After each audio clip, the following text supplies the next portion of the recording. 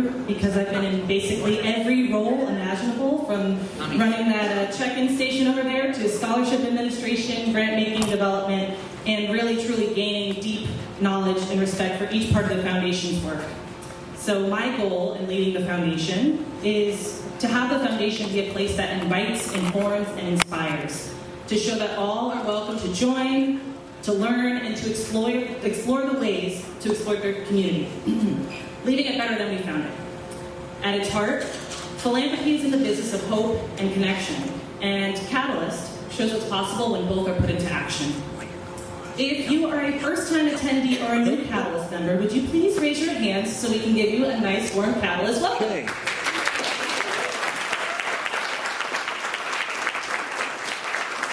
And I'm just going to do one little shout-out to the back corner over here. We want to give an especially warm welcome to two representatives who will be joining Catalyst this year, Mana Rahim and Julia Rozowska.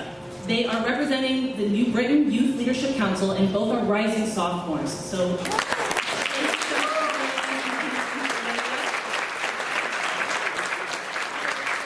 our two youngest Catalyst members, we'd like to see the next gen.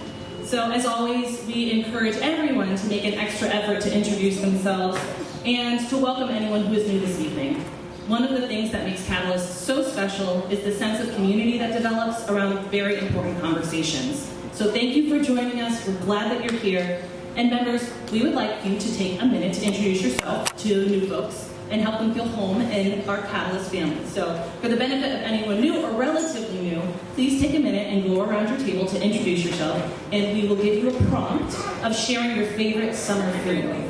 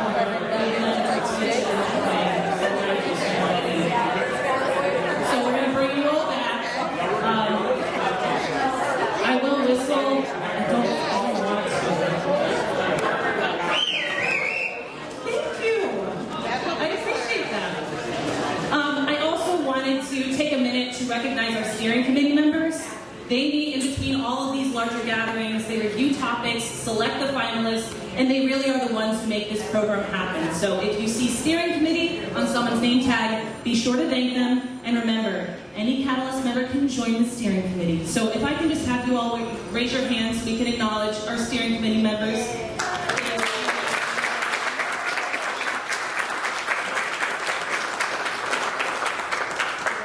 And we're also very deeply grateful to our business sponsors, companies and organizations that make it possible for their employees to be Catalyst members. Their generosity truly expands our circle and it strengthens the impact. So thank you to Acme Monster Corporation, American Savings Foundation, AVNA, formerly OK Industries, Community Mental Health Affiliates, Distinctive Computer Solutions, Farmington Bank Community Foundation, Friendship Service Center, Hospital of Central Connecticut, Hospital for Special Care, Kensington Congregational Church Women's Service League, Literacy Volunteers of Central Connecticut, New Britain Berlin Rotary Club, Opportunities Industrialization Center of New Britain, Shaler Auto World, Stanley Black & Decker, and the United Way of Sunnington. We have a lot of great stuff.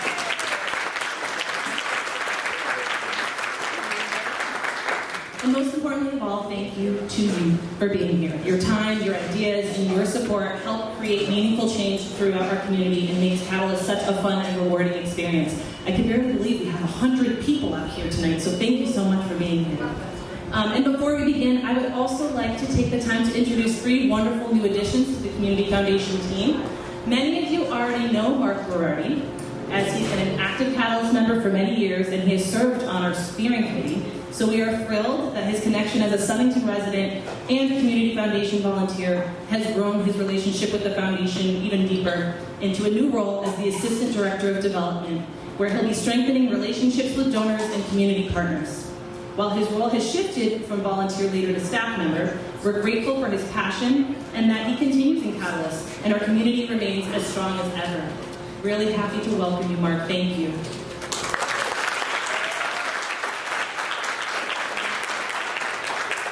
We're also excited to introduce Jolene Cuffey, our Communications and Development Officer. Jolene helps tell the story of the foundation through strategic communications and donor engagement, sharing the impact of our work, and strengthening relationships throughout the community. She brings a collaborative and people-centered approach and a real talent for connecting philanthropy with powerful stories. Happy to have you as a part of the team, Jolene. And if you were at the Catalyst Social, you would have had a chance to meet Lauren Knapp. She couldn't join us tonight, but she is our Office Manager and Scholarship Associate. Lauren keeps the foundation running smoothly behind the scenes, and she also supports our scholarships programs and the community engagement efforts. So with a strong background in working with children and families, she has a genuine commitment to service, and she brings warmth to an organization that already has a collaborative spirit.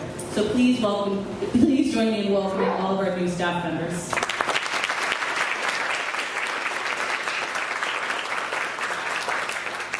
So our goal tonight is that you leave informed, inspired, and excited for the conversations ahead. And so now I would like to invite Jolene Ruck to the podium to take you through the next part of our meeting. I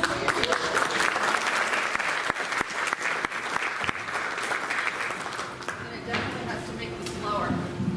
Thank you, Kayla, and welcome everyone. It's good to see all of you, and honestly, I just wanted to come up and say hello because I'm now going to turn this program over to my new co-worker, Mark Berardi. Where are you, Mark?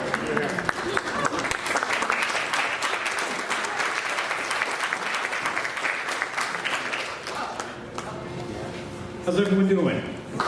Good, good. As Jolene said, my name is Mark. I actually just started at the foundation on Monday. And first and foremost, I just want to thank the amazing staff for making me feel so welcome and for placing their trust in me. I really appreciate it.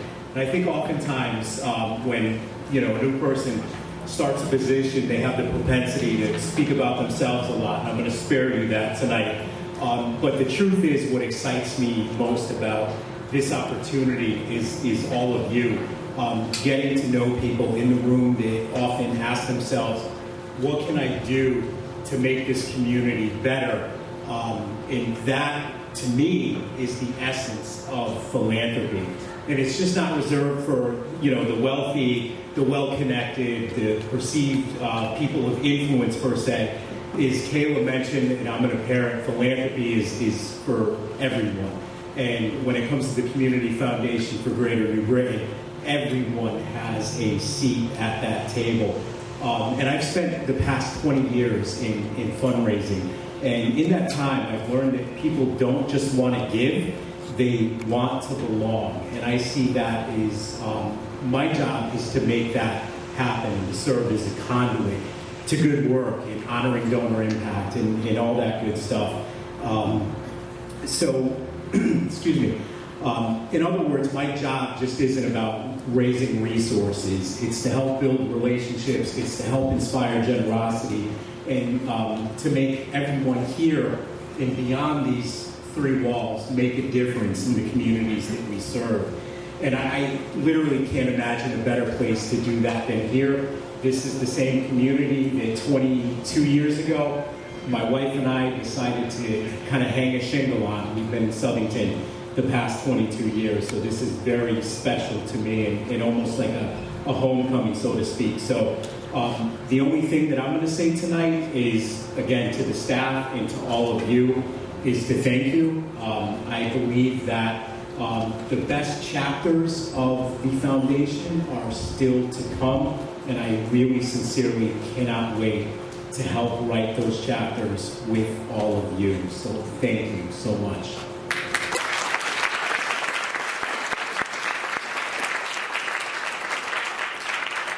So now we're going to get into the program itself, and this year's Catalyst Group selected the topic of increasing access to food for those in need. So tonight's discussion is designed to help us better understand the current landscape of food insecurity in our communities and identify opportunities where a Catalyst grant can make a meaningful difference. And then following our presentation, we'll have some time for Q&A.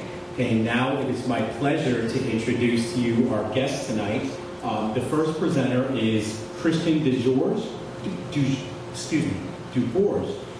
Food and Nutrition Policy Analyst for the Connecticut Department of Agriculture. In this role, Christian works to strengthen food security and nutrition policy across Connecticut, serving as the liaison between policymakers, community organizations, and other partners. His expertise in the policy landscape and the systems that shape food access will provide valuable context of our discussion tonight. So Christian, please join us.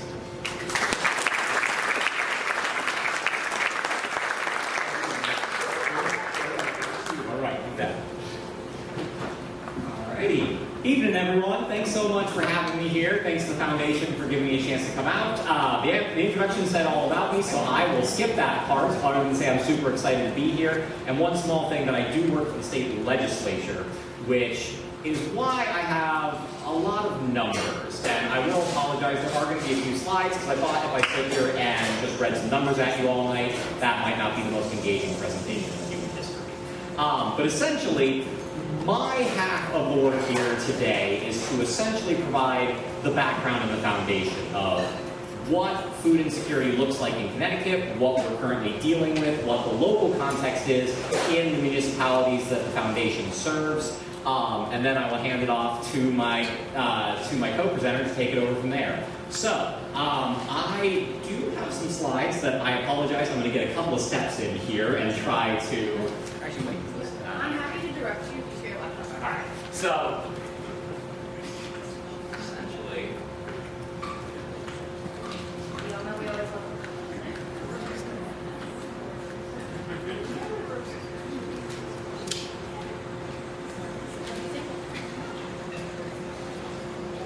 all right, so did that work? All right, well, we're going to try and get started without it just for the sake of time. So basically, in terms of providing background on food insecurity in Connecticut, the first thing I want to do is just a very brief overview of how we define food insecurity. Now, the USDA has a very long definition, but I would say the one that I like to use for shorthand is the UN's definition, which is that food insecurity is access by all people at all times to sufficient, nutritious food for a healthy and active lifestyle. And basically, food insecurity, by contrast, is uncertain or unstable access to food.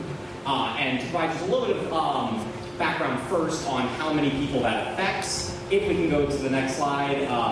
Essentially, this is where we stack up compared to our neighboring states. Now, there's a couple different measurements of food insecurity that are used. There are 3 in this state. There's the federal government's, there's Feeding America's, and there's Data Haven's. One of those went away last year because the federal government announced that it wouldn't be measuring food insecurity anymore. So I've got some numbers from the other 2. Starting with Feeding America, they do an annual estimate of what percentage of each state is experiencing food insecurity. And unfortunately for us, the numbers aren't great. So as the graph shows on the screen, Connecticut is currently has a food insecurity rate of 14.3%. That's about 516,000 residents in our state who are experiencing food insecurity on a day-to-day basis. Additionally, that puts us a little bit behind our neighbors. That is the highest food insecurity rate in all of New England. We are the only state in New England that is not below the national average of 14.3%. We're right on it. And that puts us just barely behind New York as the second most food insecure state in the region. After New York, the next geographically the next closest state with a higher rate than us is West Virginia. So we are one of the states that is experiencing this the most strongly right now. And if we can go to the next slide. This graph comes from Data Haven, which is the other big source within Connecticut that's used to measure food insecurity. And what they have is, we can't compare across states, but they do have this nice graph for us to compare across time. And what we see is the numbers staying in the low to mid-teens for most of the 2010s, before counterintuitively dropping in the immediate aftermath of COVID, which happened because the federal government provided such robust support through a number of programs that food insecurity actually decreased a little bit. And then in 2022, those programs expired and food insecurity started shooting up. And in this case, their 2025 numbers, they say 16% of our state is experiencing food insecurity right now.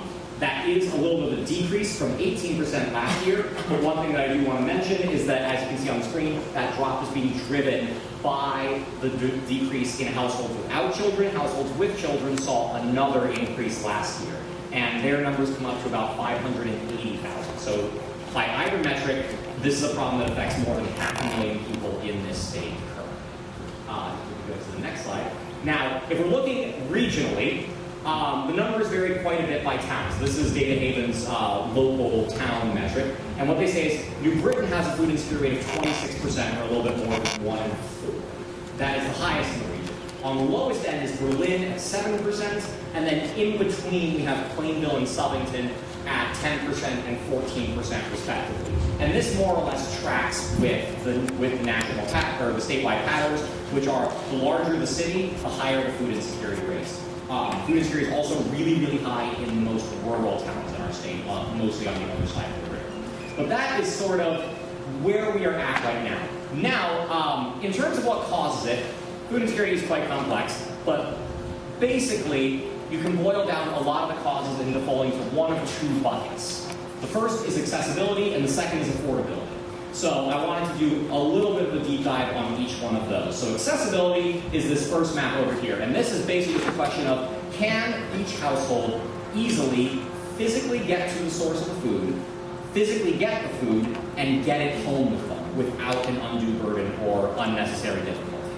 And the biggest problem here is often just physical access to sources of food, which is sometimes referred to as food deserts. It's not my favorite term, but it is the most commonly used one.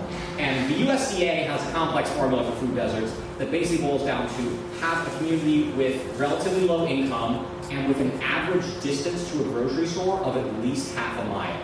And then they have different levels. And so the things on the screen that are lit up in yellow and green are the areas that are identified as food deserts. And I think New Britain has one of the more interesting layouts in the state, in that little circle ring in the middle of the map covers a good chunk of New Britain. And so essentially, the areas in the middle tend to have decent access, and then the surrounding neighborhoods tend to be the areas that are classified as food deserts. And the orange means that the average distance to a grocery store in those neighborhoods is at least half a mile, and the green districts are neighborhoods are the ones where average grocery store distance is over 1 mile. And so these are basically the best ways to illustrate areas where physical access to a grocery store, to an easy source of food, is lacking. Now, that doesn't mean there are no food sources in those areas, but it tends to mean that it's predominantly smaller retailers like corner stores, which, while many of them are able to accept SNAP, their stocking standards are a little bit different, and they don't necessarily have the same variety of options available. So that is the issue with accessibility, is simply that there are not as many food stores and food sources as there probably should be. And now if we go to the next slide, we can talk about affordability. And affordability is actually quite simple, though the causes are quite complex, which is just that folks don't make enough money to manage the cost of food and all of the other basic essentials that folks need to get through their day. And so if we're looking just at food prices, I think most people won't be surprised when I say that they've gone up a little bit at the grocery store the last couple of years. And specifically, 2022, this is a national number, we saw almost 10% food inflation, which was the worst food inflation year since the 1970s. So each dollar was going way less far than it had in the past. And then in the following years, prices kept going up, albeit at a slower rate. So, 5% in 2023, 2.3% in 2024, a little bit up to 2.9% in 2025. And then this year, they're projecting currently 3.6%. So essentially, food prices have never stopped going up from those years right after COVID, where we were seeing almost a 10% increase in 1 year. So those price increases are basically locked in at this point, unfortunately. And not only that, but after, at least going up by a slower rate for a few years, we're now back to the point where the rate at which prices are increasing is accelerating. And a lot of that is driven by things that are unfortunately beyond our control. Prices are often determined by national factors, by natural supply chains, or even global supply chains. And so if we go to the next slide. So essentially, households are needing to dedicate more and more money to food. At the same time, they're also needing to dedicate more and more money to housing, and more money to healthcare, and all of these other things. Which makes the source of government support all the more important.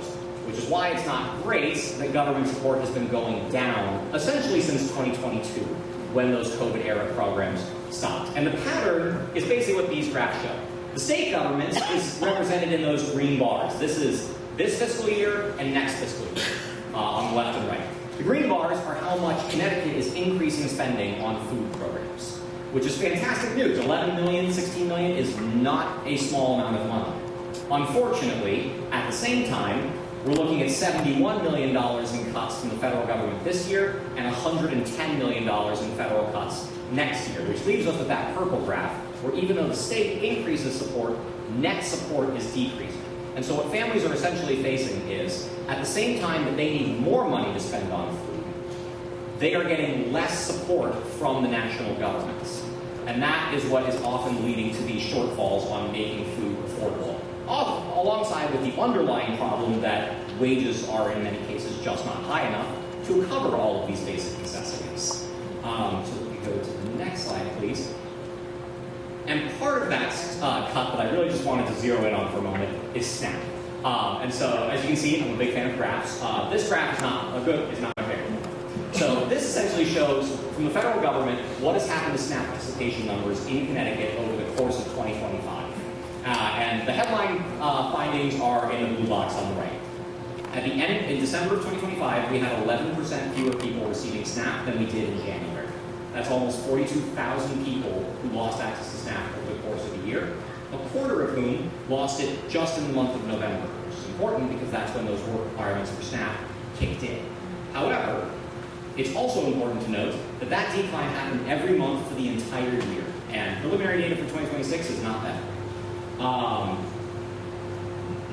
Just for 2025, what that means in real terms is sometimes hard to calculate, but we did, some back-of-the-envelope math, multiplying how much money your average SNAP household gets in SNAP benefits per month times the number of SNAP households who lost access in the course of 2025.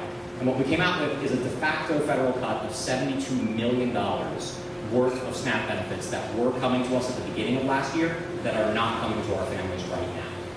And so once again, that is just another way that food is becoming less and less affordable as prices go up and the supports available to families goes down. If we can go to the next slide, please. The other part of this on the government spending side is state government. And I did say that state government spending has gone up, which is absolutely true, and it's a great thing. However, we are starting out from behind as a state. So I mentioned earlier that Connecticut is the most food insecure state in New England, according to the Feeding America numbers. Causation is hard to prove, but this is an important piece of context to know with that, which is last year I spent a very exciting 2 to 3 days going line by line through the entire state budget and basically added up 10 line items that directly provide food to families, 11 that don't provide food to families but invest in farmers and those sort of systems that make food structurally more available, and then 30 grants and grants and earmarks that go to specific nonprofits. All of that combined comes out to about $14.81 in per capita spending. And I want to stress, that money does really, really good work, and I suspect that you'll hear more about it throughout the course of tonight. However, for context, New Jersey, New York, Vermont, and Massachusetts spend more than that per capita on their 3 biggest programs, just in the core food security program. So that graph does not include any of their farm programs, doesn't include any rancher line items, and it doesn't even necessarily include all of their food insecurity programs. So that is a way to sort of illustrate the nature of the gap. Another one that's a bit more recent, but I haven't had time to put in here yet, actually, is Massachusetts. We just passed our new budget, and some great news is that we are now a universal free school breakfast state, and that's amazing. And that brings our total core food security spending up to about $34 million. Governor Healey's budget in Massachusetts proposes $338 million, I believe, in anti-hunger spending, which is about a 10-to-1 gap. Now, they have more people than us, but they don't have 10 times. And so, while the state support is extremely important, and the government deserves a lot of credit for the work it's done so far, we do have a ways to go. And we are perhaps more vulnerable than our neighboring states to some of these federal cuts that we've seen in the last couple of years. And go to the next slide, please. Speaking of vulnerability, this graph is so small that I'm sure none of you can see it, so you'll have to take my word for what it does say. My apologies for that. But essentially, yeah, no, that's my fault entirely. But essentially what it is a graph of what percentage of all food spending in each state of New England is spent on locally produced food. Now, locally produced food has a number of benefits, some economic, some food security related, but perhaps most relevant in the recent years with food prices is that local food tends to be the most insulated against supply system shocks, like when fertilizer gets stocked up halfway across the world, or when a global pandemic disrupts national transportation routes. Connecticut has made a lot of progress here. 2 years ago, we had 2.7% of our spending on food was on locally produced food. It's up to 3.3% now, which is fantastic. That is still the lowest rate in all of New England. And so that does not mean that we don't have amazing farms and amazing programs. We absolutely do. But what it does illustrate is that we as a state have room to grow here, to provide that high quality local food that can be more physically accessible because it's produced in the same neighborhoods where families live, and can hopefully be more affordable because it's not vulnerable to those national and international shocks. And then last couple of slides. So this is one thing I wanted to talk about because we've talked a lot about what causes food insecurity. I also wanted to spend just a little bit of time talking about who is affected by food insecurity. Because we mentioned 500,000 people, and that is a lot of people. That is, 14% of our state's population. And there is this myth sometimes that's out there that food insecurity is limited to those who are experiencing unemployment, who are experiencing poverty or homelessness, all of which are groups that can be affected. But food insecurity strikes much wider than that. There is not a single city or town in the state that doesn't have food insecurity. And one of the myths that can sometimes come with that perception of who is food insecure is the follow-up myth that everyone who needs help gets help. That everyone who needs support can apply for SNAP or can apply for free school meals under the federal program, et cetera, et cetera. But that is unfortunately not the case. And again, to use the Feeding America numbers, these pie charts over here try to illustrate it. Of those 500,000 Connecticut residents who experience food insecurity, 516,000, 43% are estimated to be above the SNAP threshold, which means that they make more than 200% of the federal poverty level, which in turn means they are not eligible for SNAP or any other federal program, because SNAP has the highest income threshold. So they are not eligible for SNAP, they're not eligible for WIC, their kids are not eligible for free school meals, any of those things. They essentially do not get support from the federal government, which leaves them dependent on nonprofits and the emergency food system to make up that gap. And that's the reality for over 200,000 Connecticut residents. Similarly, for children, the percentage is a little better, but of the 122,000 children in Connecticut who are experiencing food insecurity, more than 1/3 do not qualify for reduced price meals via the application, let alone free meals. So again, these are households where there is need, where food is either not accessible, not affordable, or both, and they are not eligible for any sort of help from the federal government. And so these are often the folks who get missed in conversations around food insecurity, but they make up a massive portion of those of the people who are experiencing it.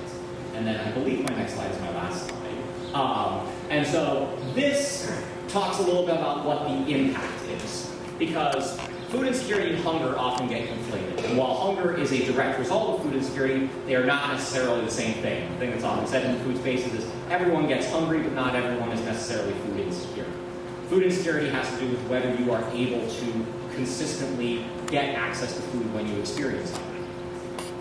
But hunger is far from the only impact that food insecurity has. Studies have shown over and over again, food insecurity makes folks more likely to have physical health challenges, such as chronic diseases, more likely to experience mental health challenges.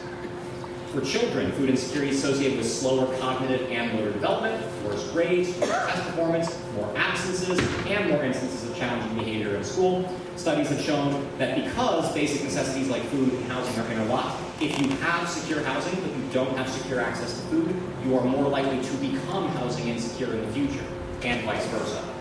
And perhaps scariest for me, food insecurity has been shown to shorten people's lives. A study from a couple years ago showed that food insecurity was associated with a shorter life expectancy, an increased risk of premature mortality, and that was not just true for the folks who are in those counts as food insecure. That was true for folks who are called marginally food insecure, who are counted as food insecure, but are in a situation where one bad shock could send them into food insecurity.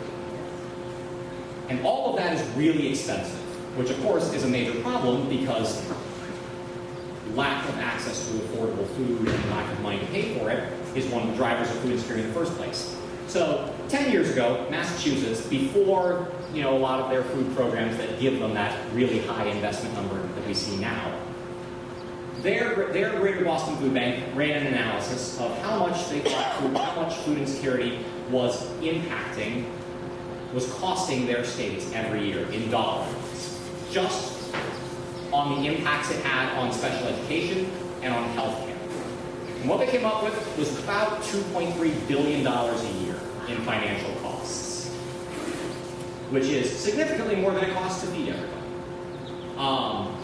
And so that's the upside of this. Is the downside is that we have all these challenges. The upside is that this is a solvable problem, and by solving it, not only can it provide major benefits for households, it can provide long-term savings for communities, for health systems, for schools, and for the states. And so that is where I'm going to sort of wrap up with my slides. I'm going to basically take this moment to say, that's where we are at. And I know that my job often involves a lot of really depressing numbers. And I just said a lot of them. However, I would be remiss if I didn't end this on a happier note by briefly talking about all of the great stuff that does happen in our state. Because I am really proud to live in Connecticut. I am really proud to work for the state government because we do some amazing stuff. And I won't steal Jason's thunder too much, but his organization is one of the best in our state, and we're really lucky to have a network of emergency food pantries and banks that can support our residents as well as they do. Because, as we talked about, for a lot of folks, that emergency food system is the last line of support.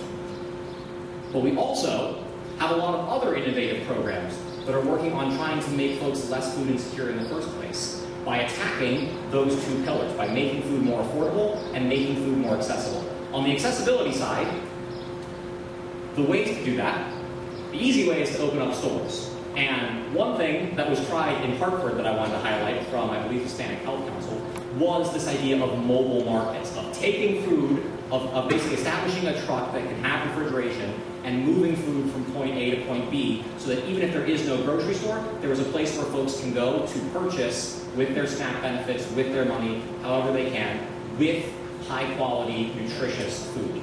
So we don't necessarily have to put a massive store in every neighborhood, though that would be a dream. That would cost a little bit more than $20,000. But there are plenty of models that allow for food to be accessible for less than that. We also have models that give people tools and neighborhoods the tools to produce their own food. I'd be remiss if I came to New Britain without mentioning New Britain Roots. and thanking Joey because he's the reason that I'm here today. But for those of you who are not familiar with the amazing work they do, this is a group, this is an organization, a nonprofit in the city of New Britain that works with youth in teaching them how to grow food, that works with Farm to School and develops hoop houses on school property to grow food that the students can eat, that works on greenhouses and senior centers, that works on community gardens, on these structures that will produce food year after year that can be provided to the neighbors who live right down the street, or in some cases, literally right inside the doors. And then, last but not least, I will say that the other thing that has really been taking off in Connecticut is food as medicine, using food as a way to make people less at risk for chronic disease. I know Hartford Healthcare is involved in this, so I'd be remiss if I didn't shout out their Food for Health clinic, where they have literally set up hydroponic gardens on the roof of Hartford Hospital, in the parking lot of Bacchus Hospital in Wyndham, and I actually don't know where in Charlotte, Hunter, in Torrance they set it up. They have one. These hydroponic gardens that grow hundreds of pounds of fruits and vegetables, which they put in a Food for Health clinic, which doctors can refer their patients to, and basically have a prescription for free food that can help them manage their conditions, or in some cases even prevent them from happening. So, there's a lot of challenges to deal with, but there's a lot of exciting stuff and a lot of possibilities. So I believe that is my time, so I will wrap it up there. Thank you guys so much for having me, and I'm going to hand it back.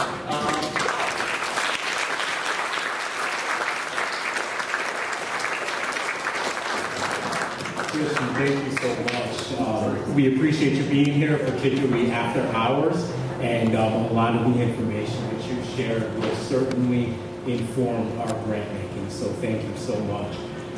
Next up, we have, in my opinion, one of the most talented and visible nonprofit leaders in the state of Connecticut, and that's Jason Jakobski. He is the president and CEO of Connecticut Food Share, and just as a shameless plug, I recently participated in a volunteer opportunity there along with my old staff. We did a site visit there with donors, so wink, wink, hint, hint. If anyone's interested in coming down to Food Share to volunteer, I'd be more than happy to coordinate that. It was one of the most valuable, well-run, efficient, and impactful volunteer experiences that I've had, so we appreciate that. Under Jason's leadership, Connecticut Food Share has provided 43 million meals each year through a statewide network of food pantries and mobile distribution sites. As the leader of Connecticut's largest hunger relief organization, Jason works with hundreds of community partners to not only meet immediate food needs, but also address the root causes of food insecurity. His statewide perspective and deep understanding of Connecticut's food system will provide valuable insight as we explore this year's Catalyst focus on increasing access to food for those in need. Welcome, Jason.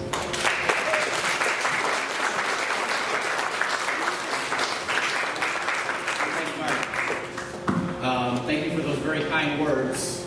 If you're going to be here in New Britain, though, you're going to have to learn how to say Jakubowski and all those other long names. We are very, very proud of our heritage. All right, what's going on? How are you?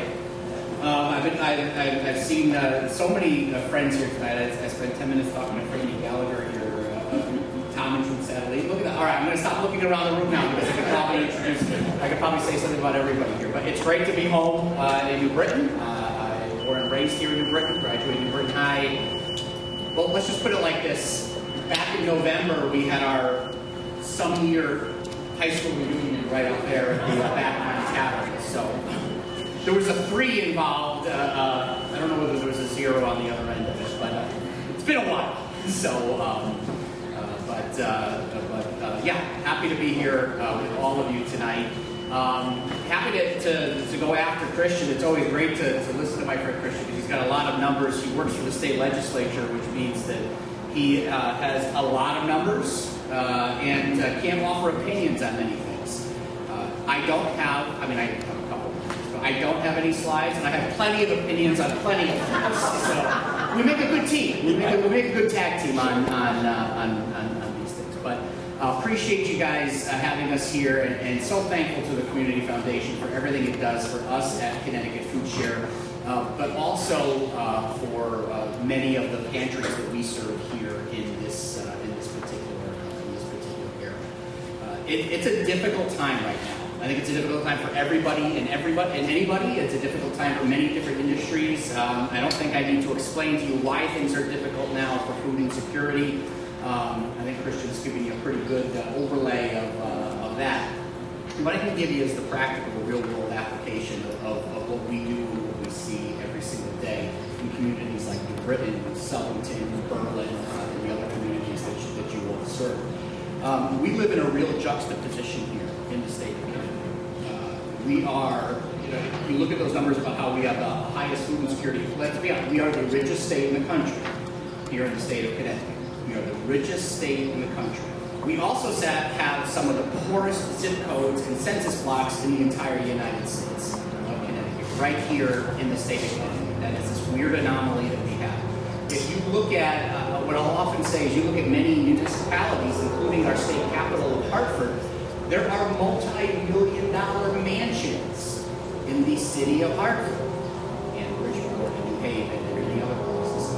There are also some of the poorest zip codes in the entire United States in the city of Hartford. And the city of Hartford's not that big.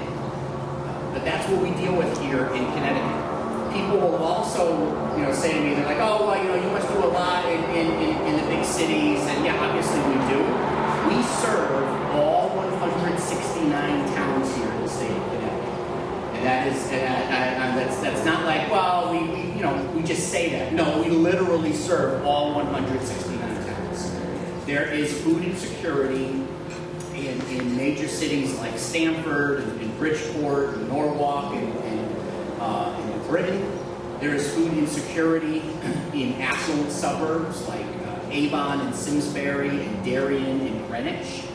There is food insecurity in these small rural towns that I've lived here in this state my entire life, and there's still some of those I've never heard of. I think I've got most of them now.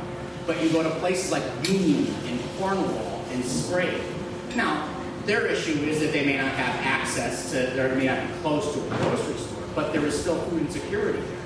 One of the reasons that we've been so successful at the state legislature in terms of getting increased funding for Connecticut Food Share in our pantries over the last couple of years is we have found a way to, on a very bipartisan basis, educate legislators and let them know there is at least one food pantry in each of the 187 legislative districts in the state. And I will tell you, that's an eye-opener for some of them.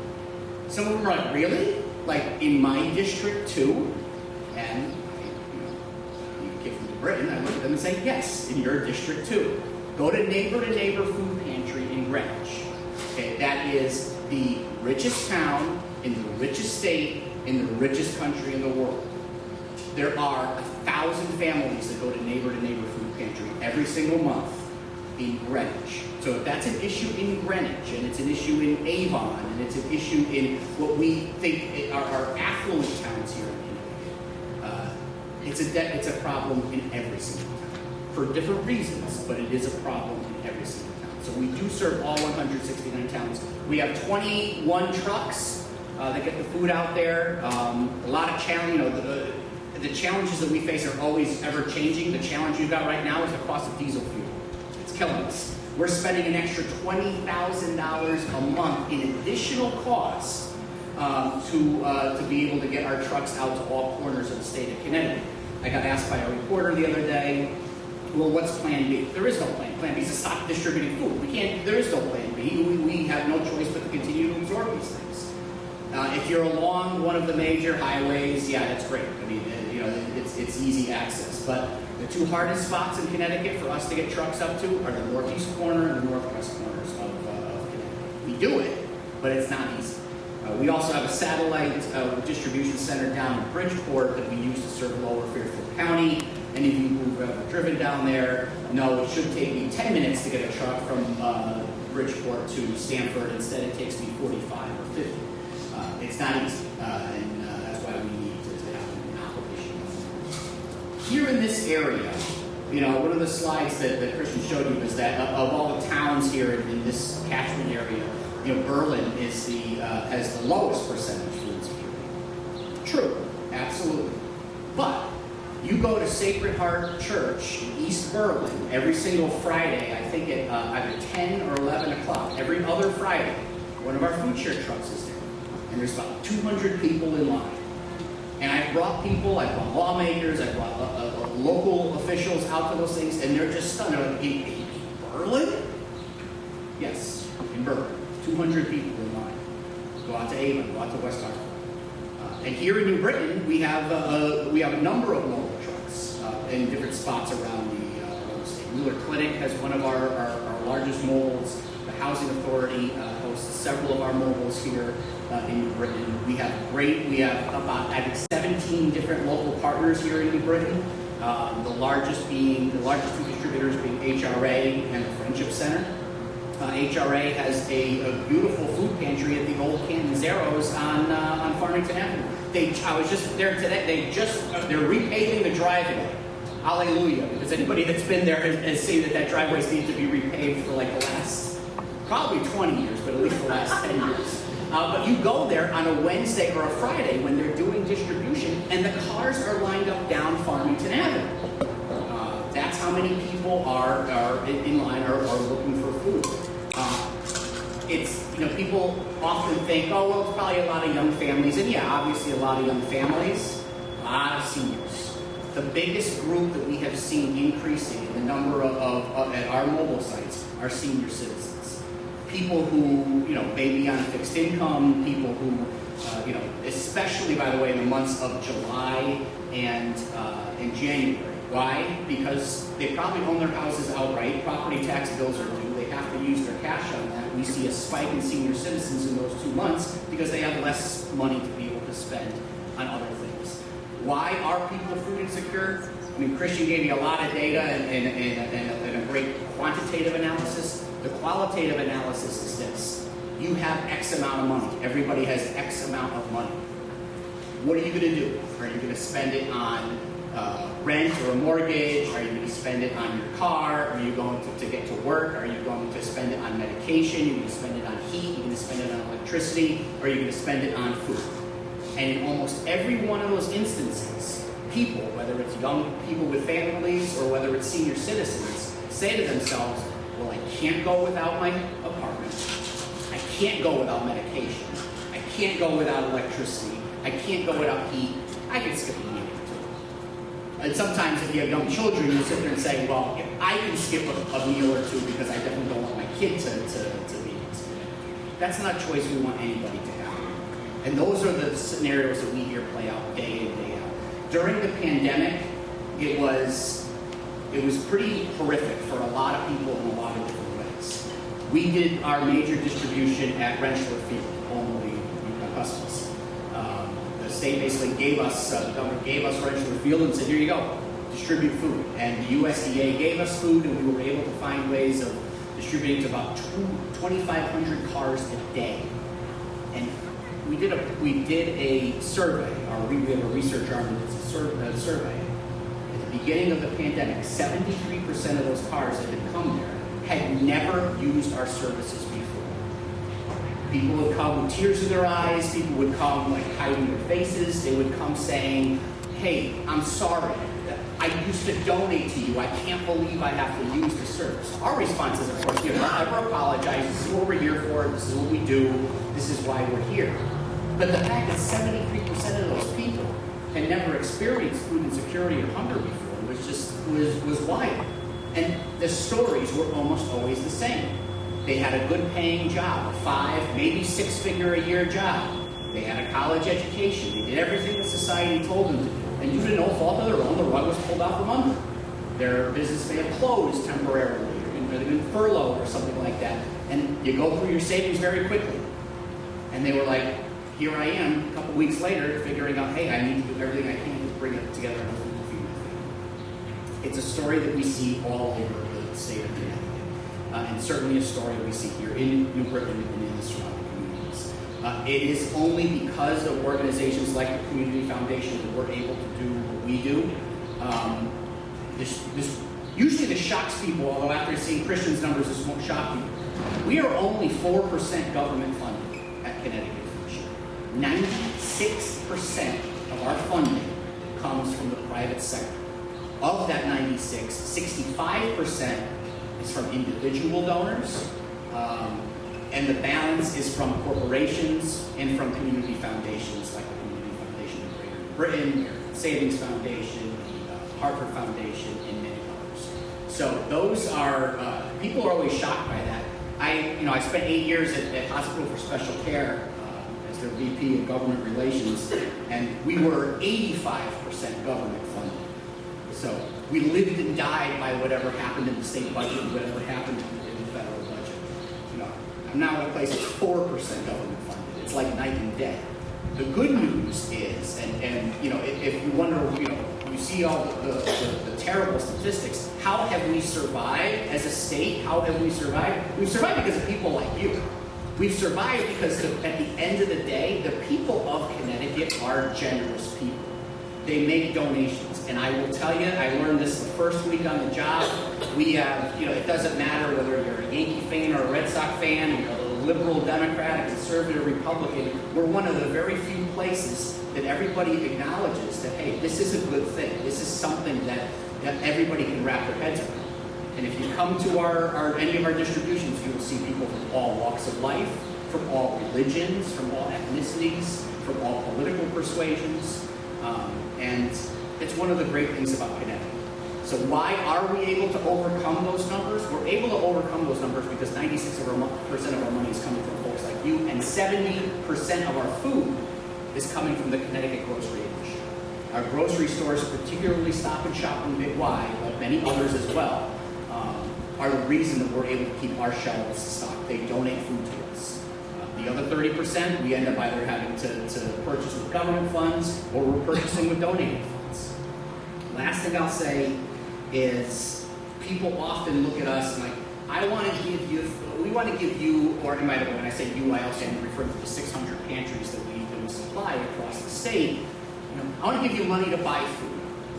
That's wonderful. That's great. That's very nice. I get that, especially at Thanksgiving time, it's attractive to take the frozen turkey and to give it to Scott Haney dressed up like a turkey on TV. That's the New England thing, and everybody loves to do that, and that's wonderful. Acquiring the food is only 50% of our equation. The other 50% of what we do is storing and distributing that food to 600 local pantries and 113 different local sites across the state. Everybody, including, and the state has been the state is giving us significantly more next year in their emergency funds, but the money we get from the state can only be used to purchase food. I get it, it sounds nice, it's a nice political thing to say, oh, this is good, I only want the money to go to purchase some food. Which means the money that we raise and the money that our local pantries raise are what we need to be able to distribute food out to people across the state. So it's a difficult problem, and there's no major solution. There's no one shot fits all solution coming anytime soon. In fact, the challenges that we've seen at the federal level have only made things worse. I will say, at least we live in Connecticut, where the question always is how much more can we do, as opposed to some of these other states. And Christian can tell you there are 12 states right now in this country that are looking at eliminating the SNAP program altogether. Thank God we don't have that question here in the state of Connecticut. Thank God the question is, how can we try to do more? And by the way, people ask me all the time, are we doing enough? We're never doing enough. Until the problem is solved, none of us are doing enough. We all have more than we can do. But at least we're here in a state in which people are generous, in which community organizations like yours are generous, in which corporations are generous, and we can continue to try to make great strides in that. So, thanks again for having me here tonight. I appreciate it. And Jolene, we want questions. What do you? Thanks for asking. That was a question.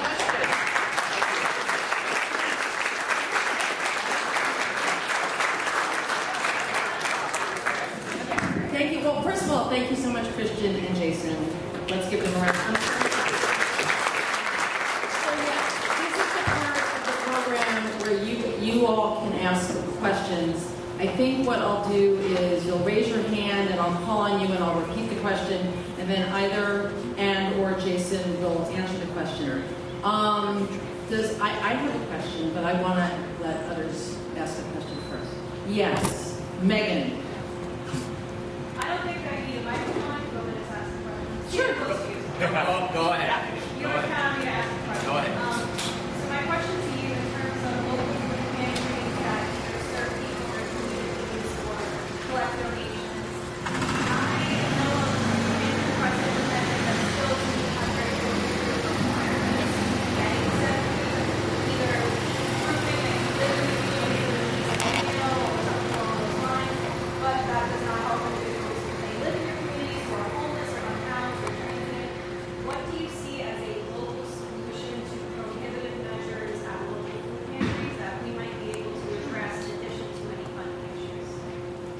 So Megan is asking, Get the microphone. Yeah, Or you want to shout? You want me to shout at I her? just don't want to yell at you. I don't think it goes very far. I got it. But Megan wants to know, for those who are prohibited from getting food for various reasons, what are local solutions for that?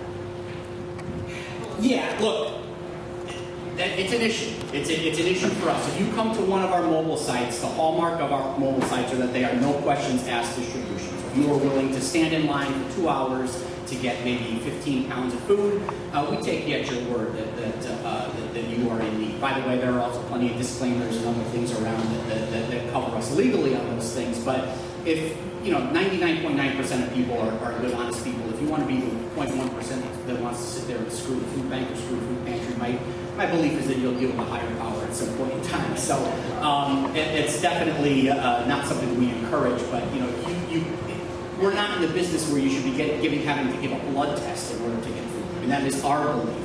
That said, there are some local pantries that are a little more restrictive than others. What I would tell you all, if the question in front of you all tonight is, what should you do with money you are raising, $20,000, I'd make sure I give it to one of those agencies that doesn't do that. I'd give it to one of those agencies that is a little more open in terms of who they're taking, in terms of taking anybody. I would give it to one of those agencies that is a little more open in terms of how they distribute food. But some are very prescriptive. Oh, you're in need, here's a bag of food, thank you, have a nice day. That's not the right way of doing it. The right way of doing it is to say, here's some food, pick what you need, within the limits, obviously. We call it the shopping model, and a lot of our pantries are what we call client choice, which gives dignity to those people in need. A conversation I have with Archbishop Coyne, who has become a very good friend, and this is something that happened about a year ago. He was talking to a group of donors, and he's told the story publicly, so I feel like I'm okay. This wasn't told in the confessional, so I think we're okay. And he said, there was a donor who was sitting there, was like, I will give you $5,000 right now if you will promise me that you are not serving any illegal immigrants at your pantry, whatever, at the local Catholic charities. And his response, as I would imagine an archbishop would say, was, you can keep your money. My issue, I don't deal with matters of state. I don't deal with those things. In our eyes, we help all the God's children. So that's basically what our philosophy is, and we work with pantries and encourage pantries. That is what they're for.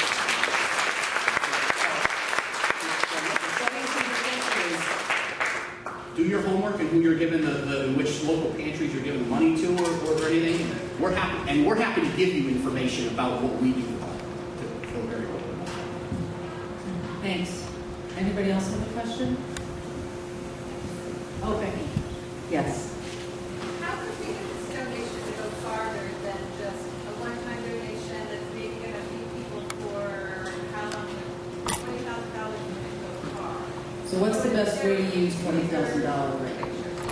Well, if any of my board members, we're not on my board members here. What I'm supposed to say, you know what I'm supposed to say. I'm supposed to sit up here and say, well, you can't do any better than give it to Connecticut Food Share because we can do the most for. And I will say this: if you are, what we usually say in this business is, if you want to collect cans of food and donate those, you're always better off donating them to your local food pantry. You can give them to us, and that's fine. We will eventually get them over there, but you can eliminate the middleman and go straight to your local food pantry. If you are going to donate money, you are always better off donating money to a food bank like ours, in which our purchasing power is 10 times what those places are, because we're buying in bulk. They're going to the store and buying retail. What I will tell you, though, so again, in case anybody, that's what I'm supposed to say. And by the way, you give us $20,000. That'd be lovely. The Community Foundation already does give us funding, and we are very appreciative of that. What I will tell you, being a kid, from this community, I would give it to someone. I would pick out some of those organizations that we serve in this community. I would give it to them, and I would earmark it to them. And I would give it to them with the restriction that they use it to buy food through our grocery purchasing program. We have a grocery purchasing program in which you can buy, in which our partners can buy food from us with zero markup, dollar for dollar, at our rate, at our price. That way, you're getting the best of both worlds. You're not giving, if you give it to us, I mean, it's going to end up going all 169 towns in at least some part of it. That way, you're giving it to places like either HRA or the Friendship Center that do currently purchase food from us. You're allowing them to be able to purchase food at our rate with zero markup. We make no money off of it. It's a dollar for dollar transaction. But you're ensuring that they're using it in the best way, which is buying food through a food bank like ours, as opposed to taking it and going to Stop and Shop and paying retail for it. So if that's what I think that's the best way that you're going to be able to get that's the best way you're going to be able to get the most efficient use of your dollar and keep those dollars here in the area. Are there any other ideas about, besides obviously giving money to food pantries, but that get at that accessibility or affordability issue that might be more self-sustaining, where money could go?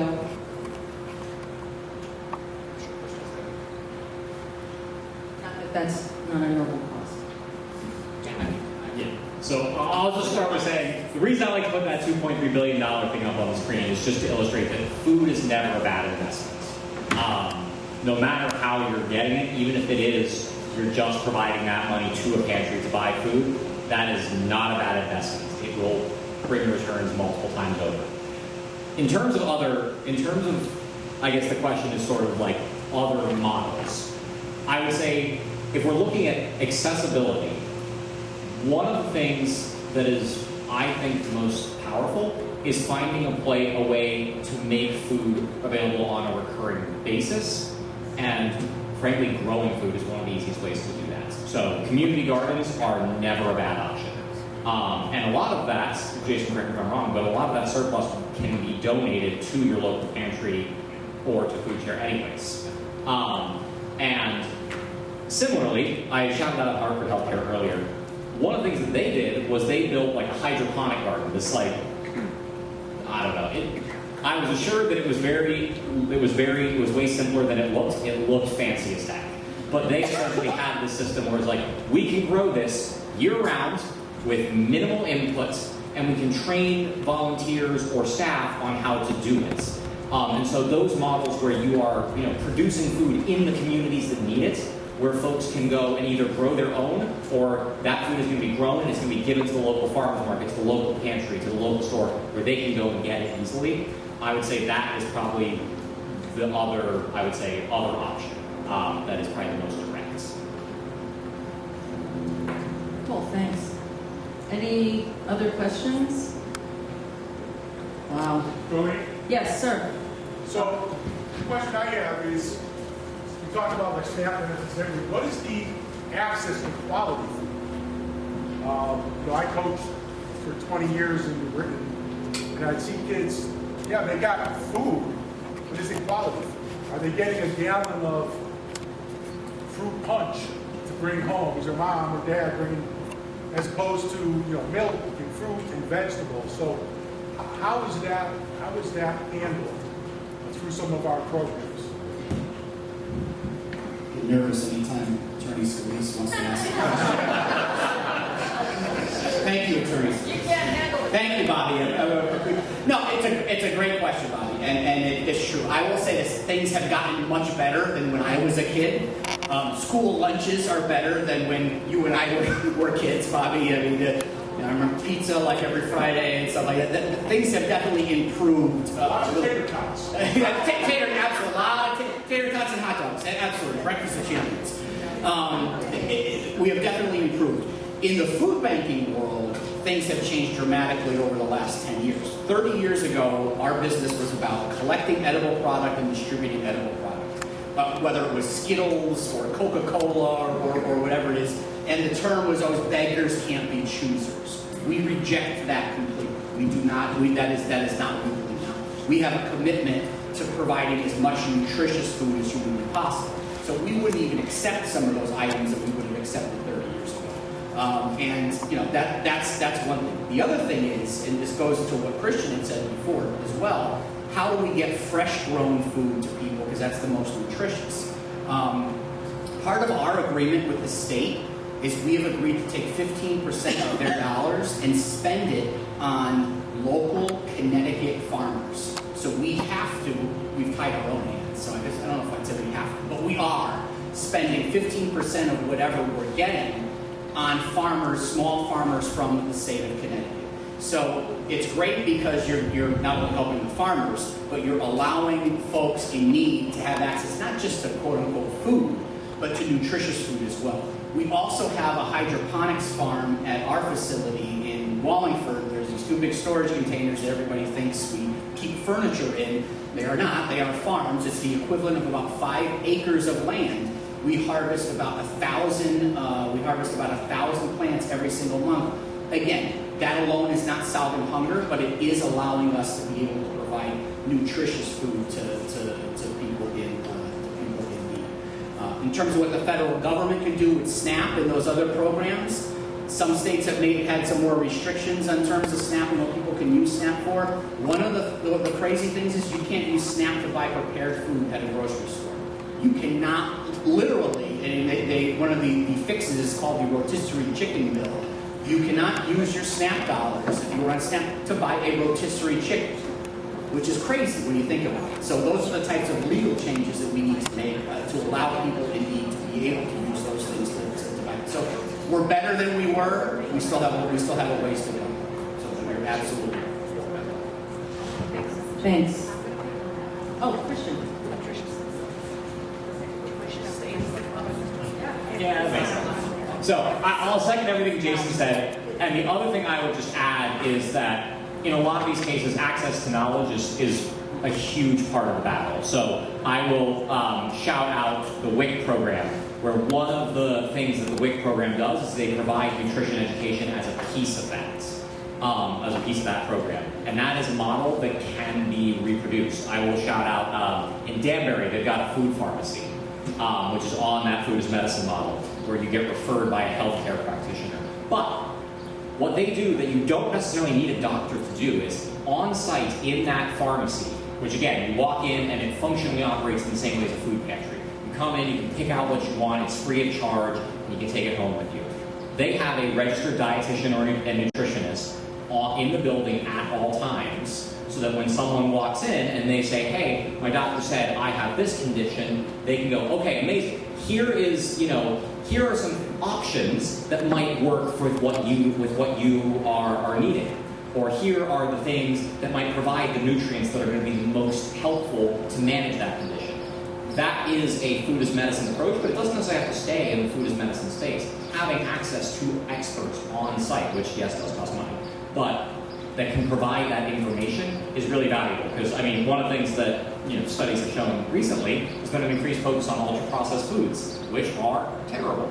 However, there's nothing on that label that tells you whether it's ultra-processed or not. And I've had people with PhDs tell me, you can't always tell. There's some stuff that would surprise you that falls into that category, and some stuff that doesn't fall in that category that surprises you as well. So having an expert that can provide that information is critically, I think, is a really powerful way to preserve the choice of families, but also equip them with the information they need to be able to make an informed choice about what's best for them and their family.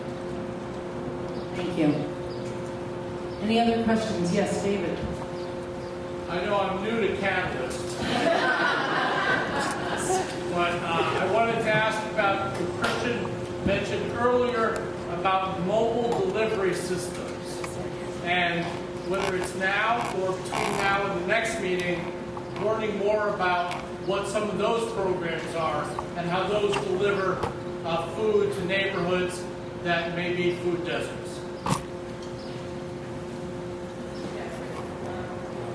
We can get that from you, or you can tell us what they are. It's easier. Okay. So, well, a couple of things. If you're talking about like delivery to a specific household, yeah, I think that's that's what we're all hoping to find a way to at some point in time. That's also extremely expensive and not easy to accomplish. During the pandemic, DoorDash had that offered for free. Of course, that went away, and now we have to pay for that service. Many of our pantries do delivery specific to people who can't leave their homes or can't leave their apartments. So it can be done on a very localized level. On a more macro level, if you're talking about going into neighborhoods, we have a mobile truck program in which we have 113 mobile sites across the state of Connecticut. The truck goes, they go to the same place on a 2-week cycle. Same place, same time, so there's repetition. Communities, like I said, the example I used was Sacred Heart Church in East Berlin. People will line up. We will come and bring them mostly fresh produce, bread, dairy, those types of things, and they'll be able to take those, get in their car, walk, and go home. It's probably the most localized we've been able to get in terms of getting. Usually, those are mostly popular in big cities where there's not always a grocery store, and in the more rural areas. So we're not able necessarily to bring the food. We don't have the funds to be able to bring the food directly to somebody's home ourselves. What we can do is we can bring it to 113 different spots every 2 weeks around the state that people are able to come to. I think we'd love to get to a point in which we can get home delivery. Some of our pantries do it. I don't know if the state's going to get there someday. I mean, I think our fingers are crossed. And we'd love to be able to get there because there are populations that just simply cannot leave their residence. Okay, I figured Jason should go first because their mobile pantries are kind of the gold standard for that pickup point model. And I think that is a really, really efficient way to do it. And like he said, you can do home delivery, but you run into issues of scale. Now, I will say it can be done on a very localized level. An example that comes to mind is Healing Meals Community Project up in Avon, where they produce meals. They focus on families that are going through a medical emergency, and they have a system where they are able to, prepare the meals at their site, deliver them directly to the households that need them. Another model that comes to mind that is maybe a bit more scalable is like the food rescue model. And again, it doesn't have to be with surplus food. You can take these models from their current use and put them in a new context. But they will have a lot of these food rescue services will have an app where basically if someone has food that they want to donate, they can just say, "Hey, I've got this," and the app will ping it out to all the volunteers who have signed up and registered to use the app. The volunteer will then go pick it up and they will drive it to wherever it needs to go. Which, again, on an ad hoc basis is great. What it needs, though, is really 2 things. One, you need people, and the way that Food Rescue does that is they leverage a ton of volunteers. And 2, you need infrastructure, because if it's not going literally within the hour from point A to point B, it probably needs to be refrigerated or stored somewhere. And that's where you start to have a facility, you have to have cold storage. You got to have food safety guidelines, and I would say that infrastructure is often probably the most expensive piece of that puzzle. Thanks. We have time for one more question. So, piggybacking on that, is Meals on Wheels still functioning? Yes. That still functioning? Corey, you had a question? That was a great question, so. Well, I did have a couple of questions. One is, I know you talked about nutritionists on site to give guidance as to what are the healthy things that we should be choosing that are coming to these local pantries and such. But are they also getting education on how to choose foods that then they can prepare that would serve more meals for their families, so that they're stretching the amount of food that they can serve to their families? And then secondly, is there a challenge in having enough food choices available to the diverse ethnic communities so that they're able to cook the foods that they'd be most comfortable preparing? Well, I think there's like 5 questions in there. No. It's good. I mean, I'm happy to answer all of them. I mean, one in terms of giving folks information, we created a system about 10 years ago called SWAP, Supporting Wellness at Pantries. It's a stoplight system, and the pantries that have adopted it, which is most of them by now, what we do is we rank foods red, yellow, green, and we tell people, like, this is America, you can choose what you want. But we're telling you, like, this is good, this is okay, this you should eat sparingly. So we are about giving people information. We also distribute at many of our mobile sites and our pantries recipes. We partner with University of St. Joe's, University of Connecticut, and we'll often have students out there providing what we would call easy recipes to make food that can last for several meals. The third question you asked, though, was about variety. One of the difficult things about our work, and this goes for the local pantries as well, because so much of our food is donated, we get what we get. And that is a really difficult thing, especially around the holidays. We'll often have people asking us, well, can we get more kosher? Can we get more halal? Can we get more gluten-free? Can we get more peanut-free? Like, if we get it, we will absolutely put it out there, and it goes very fast. But obviously, the only way for us to proactively get it would be for us to purchase it on our own, which is very expensive. So you will never get the variety you get at the grocery store coming to a food bank or a food pantry. We are always going to be restricted in terms of what we have. If you go there's 25 different, it's probably 70 types of cereals now. You go to one of our pantries, you can have like 3 or 4 different types of cereals. So we're all, because we are reliant on individual donations and food donations from these grocery stores, we are always restricted to whatever we have. The biggest complaint that people will always have about what we do is variety. I wish we had more variety. I wish we had more variety. I wish we had apples in the summertime. Apples don't grow in many places during the winter time. So we are restricted by that. I wish we had. Did I get all your questions? All right. Really quick.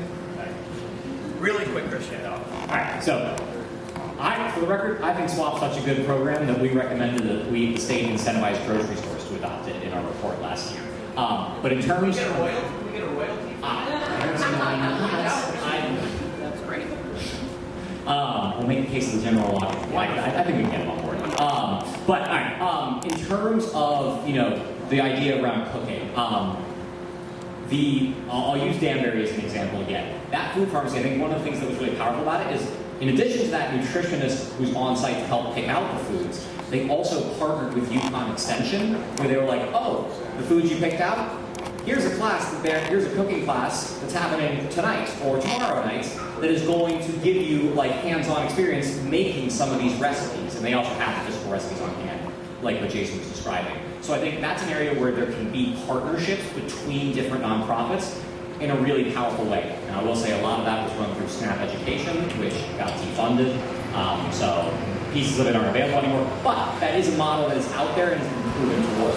And then around variety, I think with the charitable food system, a lot of it is donation-based. And on the community garden growing, community farms, hydroponic growing side, there is some power in that model, in that if the growing is being done by the residents of the community, they know what they want to eat. They probably have a good sense of what their neighbors like to eat, so they can decide what they're going to produce accordingly. And while obviously outdoor gardens are governed by the seasons, there are models like Nourish Bridgeport down in Bridgeport, which does receive, to be clear, does receive food from Connecticut Food Share. So it's not like this will ever be, oh, we're going to produce everything we need and we're good. But they do have basically an indoor farm on site that partially supplies the pantry that they use to provide for their neighbors. And so essentially they can get stuff from Connecticut Food Share, and whatever they're not able to get, they can grow in their building year round. So a lot of times, like mixing and matching these solutions can also be really powerful. Great, thank you. Let's thank Jason and Christian for this.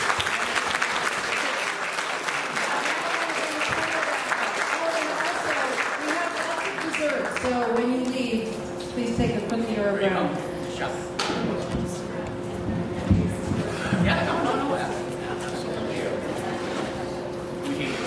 Jolene, and again, big thank you to Christian, Jason.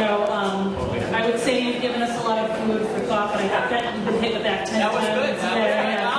Thank you. So we appreciate you sharing your time and your insights with us this evening, and thank you all again for being here and for being part of the panelists.